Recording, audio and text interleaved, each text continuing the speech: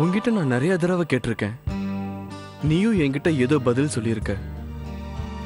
ஆனா இன்னைக்கு என் கண்ணெதிர்க்க வந்ததுக்கு அப்புறம் எந்த ஒருத்திய நான் மனசார விரும்பினேனோ அவ பக்கத்துல வந்த உடனே உன்னதான் விரும்புறேன்னு சொல்லணும்னு தோணுது. உன்னை மனசார விரும்புறேன்னு சொல்ல தோணுது.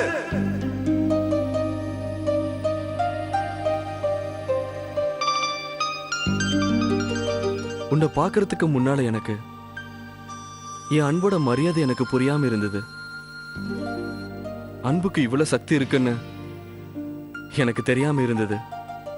ஆனா இப்ப அது எனக்கு தெரிஞ்சிருச்சு. வாழ்க்கையில ஒரு முக்கியமான ஒரு பொண்ணு இழந்துட்டேன்னு எனக்கு இப்ப தெரியுது. என் இதயத்துல இருந்த அந்த உருவம் உயிரோட இருக்கிறத நான் பார்த்துட்டேன்.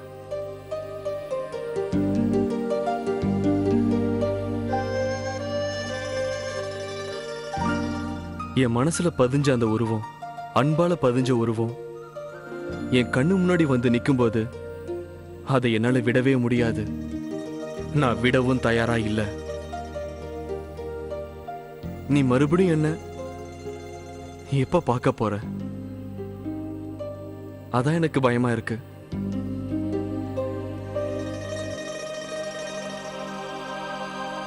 நான் கேள்விப்பட்டனே,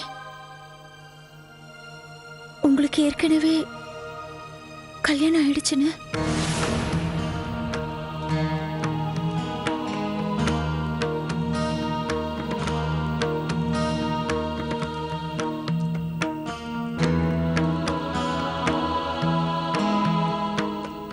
ஆமா, ஆனா அந்த கல்யாணத்தை நான் ஏத்துக்க விரும்பல. அந்த கல்யாணமே எனக்கு ஏமாற்றம் தான். என்னை பொறுத்த வரைக்கும் என் கல்யாணம் உன் கூட தான் நடந்திருக்கணும்.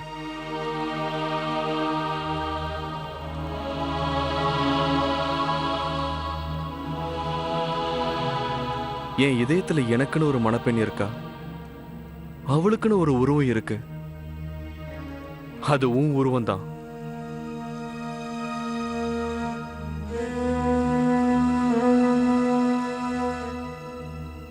கல்யாணங்கிறது ஒரு பவித்திரமான பந்தம். இதுல ரெண்டு இதயங்கள் இணைக்கப்படுது. அங்க இருந்துதான் ஒரு குடும்பமே உருவாகுது. இப்ப நீங்களும் கல்யாணத்தை செஞ்சு குடும்ப உறவை ஆரம்பிச்சிட்டீங்க. முதல்ல நான் அந்த கல்யாணத்தையே ஏத்துக்கல. அதுக்கப்புறம் தான் அந்த உறவை ஏத்துக்க முடியும். மாட்டேன்னா என்ன பண்ணுவாங்க? ஆனா இந்த கல்யாணத்தை மனைவி மனப்பூர்வமா ஏத்துக்கிட்டாங்கல்ல. இந்த உலகம் இந்த கல்யாணத்தை ஏத்துக்குச்சுல்ல. ஆனா நீங்களும் நானும் சேர்ந்து வாழறத இந்த உலகம் ஏத்துக்காது. அத பத்தி நான் கவலைப்படல. இந்த உலகம் என்ன அந்த கல்யாணத்தை ஏத்துக்கணும்னு கம்பல் பண்ணா, நான் உன்னை பார்க்க கூடாதுன்னு என்னை தடுத்தா, அதுக்கப்புறம் நான் இருக்கவே மாட்டேன். நான் உன்னை கூட்டிக்கிட்டு பிருந்தாவனத்தை விட்டே போயிடுவேன். ஆமா, எனக்கு நீ மட்டும் கூட இருந்தா போதும். நான்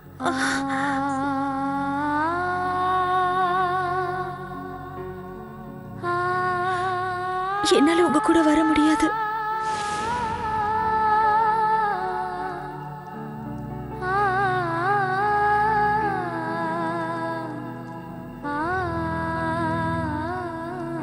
எனக்கு கல்யாணம் ஆயிடுச்சு.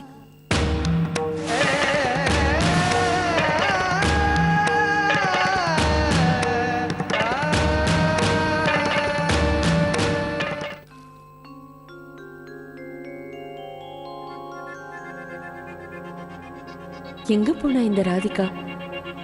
இவ்வளவு நேரம் ஆச்சு, இன்னும் திரும்பி வரல. இதுவரைக்கும் அவ எங்கேயும் இப்படி போனதில்லையே. கடவுளே, அவளுக்கு எதுவும் ஆயிருக்க கூடாது. நான் போய் அவளை பார்த்துட்டு வரேன்.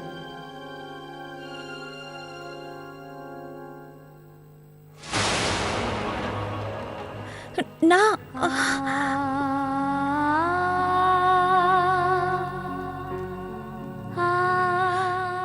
என்னால உங்க கூட வர முடியாது.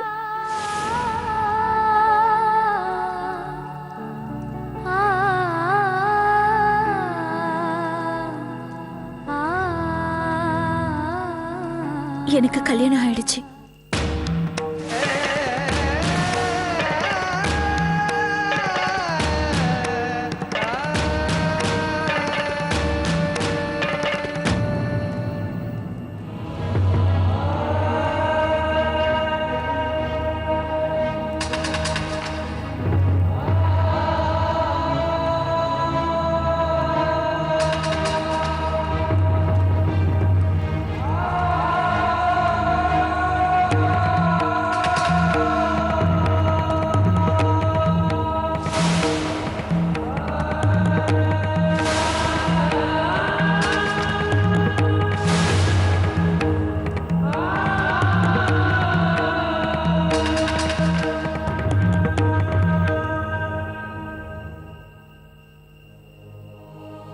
என் இதயத்துல எனக்குன்னு ஒரு மணப்பெண் இருக்கா. அவளுக்குன்னு ஒரு உருவம் இருக்கு. அது உன் உருவம் தான்.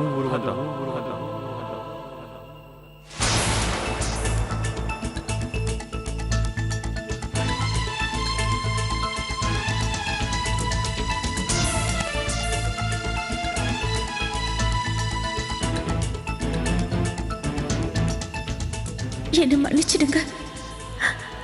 ஊர் உலகத்தை பொறுத்த வரைக்கும் நாம 2 பேருமே சேர்ந்து வாழ முடியாது. உங்களை விட்டு விலகி இருக்கணும்னு தான் என் தலையில எழுதி இருக்கு.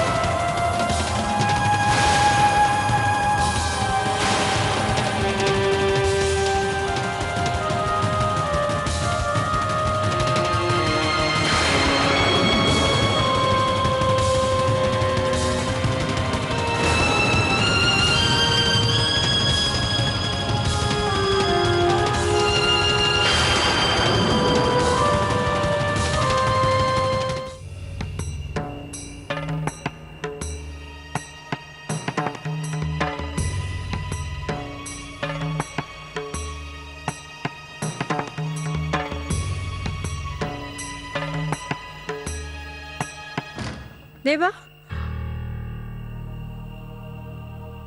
வாசு, தேவா இன்னும் வரலையா? இந்த பையன் உயிர் எடுக்காம ஓய மாட்டான். எப்படி எல்லாம் பண்றான் பாரு. சாயந்தரம் வந்து என்கிட்ட சொல்றேன்னு சொன்னான், யாரை பத்தி கவலைப்படுறேன்னு. இப்ப ராத்திரி ஆயிடுச்சு, இது வரைக்கும் வரவும் இல்லை, எந்த தகவலும் தெரியல. எங்க போனானோ அவன். பாட்டிமா, பால் குடிக்கிறீங்களா? இப்ப யார பால் கேட்டா உன்ன? உங்களுக்கு பசியே எடுக்கலையா என்ன? இப்ப எனக்கு பசி எல்லாம் ஒண்ணு இல்ல. நீ அந்த பாலை வை, போன் எடுத்து என்கிட்ட கொடு. நான் சின்ன மருவ செல்லுக்கு போன் பண்றேன், அவகிட்டயே கேக்குறேன் தேவா வந்து அவளை பார்த்துட்டு கிளம்பினானா இல்லையான்னு. அடா, ஏண்டா என் மூஞ்சி அப்படியே பாக்குற? கண்ணடியானா? போன குடுன்றல. நீ இரு, நானே எடுத்துக்கிறேன். வேண்டாம் வேண்டாம் பாட்டிமா, நீங்க இப்போ அன்னைக்கெல்லாம் போன் பண்ண வேண்டாம். ஏன்? அது அது அது நான் எதுக்கு சொல்றேன்னா, ஒருவேளை நீங்க அன்னைக்கு போன் பண்ணி அங்க இருந்து ஒருவேளை தேவா முன்னாடியே கிளம்பி இருந்தான்னு வச்சுக்கோங்க, பாவம் அண்ணி தேவையில்லாம டென்ஷன் ஆவாங்களா, அதான் சொல்றேன். ஒருவேளை தேவா வந்துட்டு கூட இருக்கலாம், பாவம் அவங்கள ஏன் டென்ஷன் படுத்தணும்? வாசு, நீ என்கிட்ட எதையோ மறைக்கிற இல்ல? மறைக்கல, நான் உண்மையை தான் சொல்றேன் பாட்டிமா. இது வரைக்கும் நான் உங்ககிட்ட எதையாவது மறைச்சிருக்கேனா என்ன? முதல்ல நீங்க இந்த பாலை குடிங்க, பாலை குடிங்க.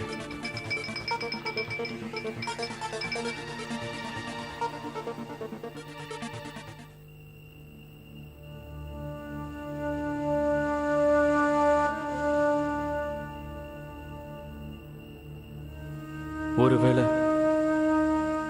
நான் அன்னைக்கு உன் கண்ணுல பார்த்த அந்த அன்பு மட்டும் உண்மையானதா இருந்தா அந்த அன்பு மட்டும் எனக்கு போதும். ஆனா நீ இல்லாத அந்த வாழ்க்கை எவ்வளவு கஷ்டமானதுன்னு எனக்கு நல்லாவே தெரியும். உன்னோட சந்தோஷம் மட்டும்தான் எனக்கு இப்போ ரொம்ப முக்கியம். நான் விலகி இருந்தா மட்டும்தான் உன் வாழ்க்கையில சந்தோஷம் வரும்னா நான் விலகியே இருக்கேன்.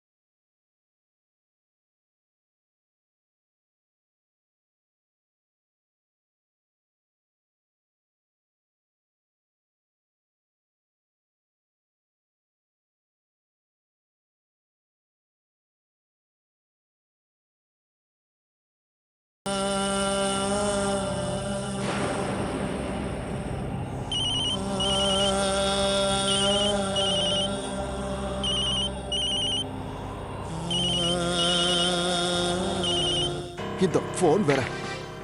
தேவா போனை எடுத்து தொலையண்டா. பாட்டிக்கு வேற என்னால பதில் சொல்ல முடியல.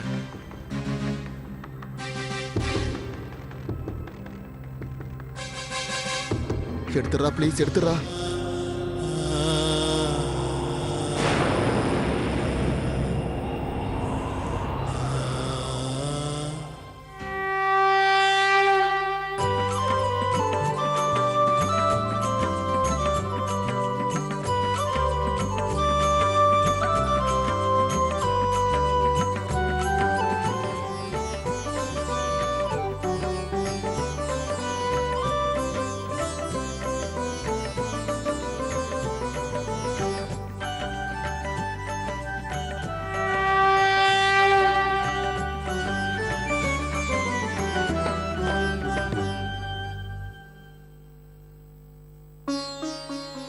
அட என்ன என்ன அப்படி பாக்குறீங்க? நம்ம குடும்பத்தோட நன்மைக்காக நீ எவ்வளவு பூஜை பண்ற, நம்ம குடும்பத்தை எவ்வளவு திறமையா நிர்வகிக்கிற. எத்தனை வருஷமா நான் பாக்குறேன். நீ நம்புற அந்த கடவுள் உன் வேண்டுகோளை நிச்சயமா நிறைவேற்றாம விட மாட்டார் வைஷாலி. எனக்கும் அந்த நம்பிக்கை இருக்கு. நான் எப்படி இருக்கணும்னு அம்மா எனக்கு கத்து கொடுத்தாங்களோ அதே மாதிரி தான் என் மருமகளுக்கும் கத்து கொடுக்குறேன். நீயும் தான் உன்னோட பொறுப்பை இந்த வீட்டு மருமக வந்த உடனே ஒப்படைக்கலான்னு சொல்லிக்கிட்டே இருக்க. மூத்த மருமகளும் இந்த வீட்டுக்கு கல்யாணம் ஆகி வந்து 7 வருஷம் முடிஞ்சு போச்சு. அதனால என்ன பரவாயில்ல. இப்பதான் சின்ன மருமக வந்திருக்காளே, நீங்களே பாத்துக்கிட்டுருங்க. இந்த வீட்டோட ஒவ்வொரு சடங்கையும் ஒவ்வொரு முறையையும் நம்மளோட ஒவ்வொரு பாரம்பரியத்தையும் சின்ன மருமக எப்படி கட்டி காப்பாத்த போறா பாருங்க. ஆண்டவன் அவளையாவது அப்படி வைக்கட்டும். அவ அப்படிதான் இருப்பா. நீங்க வாங்க.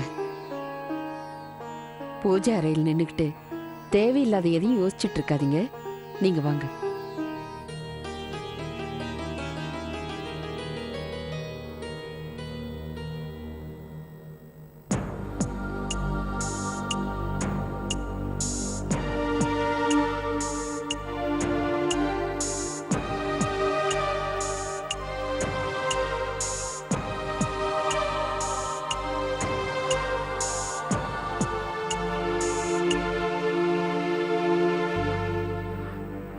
வைஷாலி, என்னம்மா?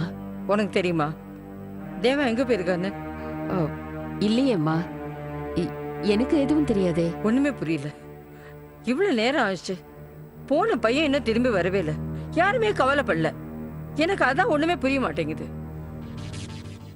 இதோ இந்த பாசு, இவளுக்கு என்னமோ தெரிஞ்சிருக்கு, ஆனா அவன் என்கிட்ட மறைக்கிறான். என்ன, நீ எதையாவது மறைக்கிறியா?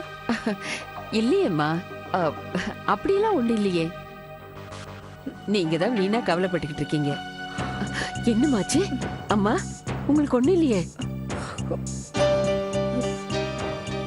எனக்கு ஒண்ணும் இல்ல. எனக்கு இப்ப தேவாவை நினைச்சதே கவலையா இருக்கு. வாசு, அம்மா, போ, அம்மாவை ரூமுக்கு கூட்டு போ. வாங்க பாட்டிமா.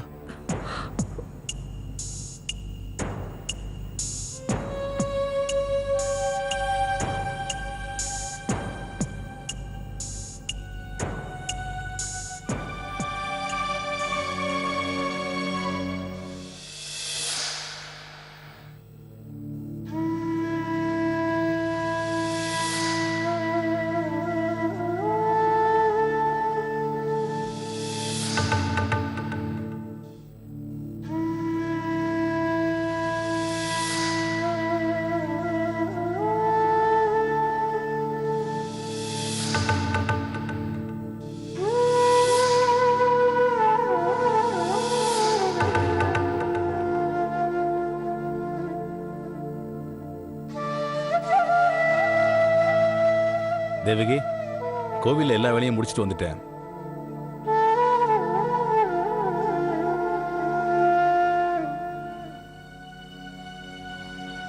என்னாச்சு? ஏன் இப்படி நிக்கிற? தலை சுத்துதா என்ன? காலையில இருந்து நிறைய வேலை செஞ்சல, அதனாலதான் இப்படி. இல்ல, நான் கொஞ்சம் படுத்தா சரியாயிடும். என்னாச்சுப்பா? ஒண்ணும் இல்ல, லேசா தலை சுத்துது போல இருக்கு. என்னாச்சுமா? ஒண்ணு இல்லம்மா, பூஜைய விஷாக்காவா பண்ண சொல்லு. நீ ரொம்ப கொடுத்து வச்ச பாக்கியசாலி. அவ்வளவு பெரிய பண்டிட் ராஜனோட மருமக உன் வீட்டுக்கு வந்து உன் தெய்வத்துக்கு பூஜை பண்ணான்னா நல்லது தானே. போமா தங்க, போய் கையெல்லாம் அலம்பிட்டு வந்து சுத்தமா பூஜை பண்ணு. இந்த ராதிகா எங்க போனா?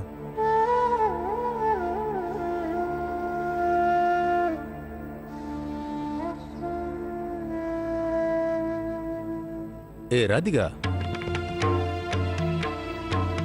அங்கே ஏமா நீ நிக்கிற? இங்க வா.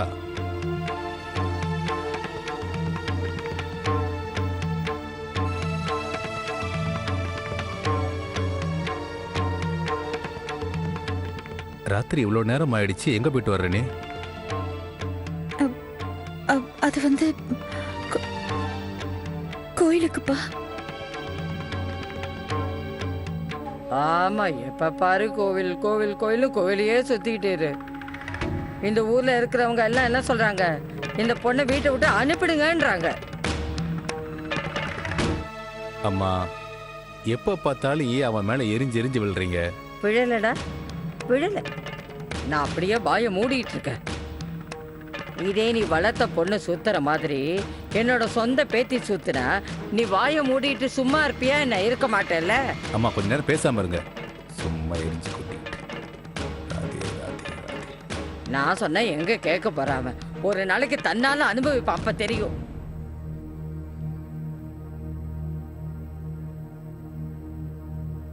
வேண்டாம்,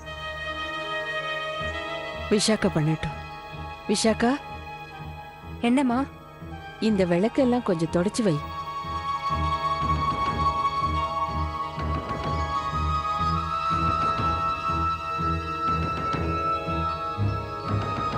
இல்ல விஷாக்கா, நானே செய்யறேன். விஷாக்கா பண்ணட்டும், நான் இப்ப சொன்னேன்ல.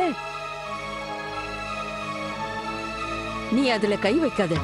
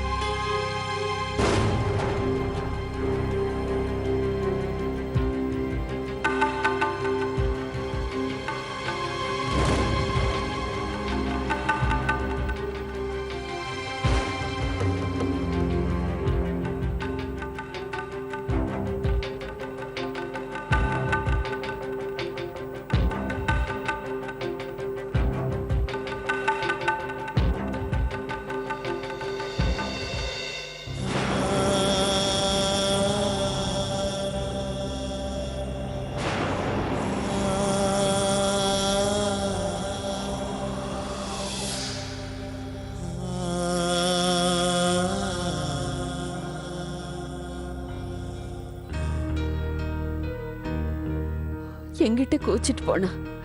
அதுக்கா இப்படி பண்ணிட்டானே, பாட்டிமாவை கவலைப்பட வச்சுட்டானே இந்த பையன்.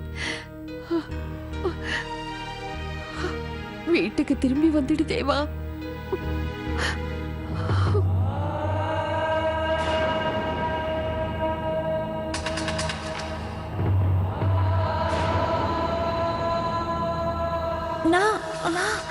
என்னால உங்க கூட வர முடியாது. எனக்கு கல்யாணம் ஆயிடுச்சு.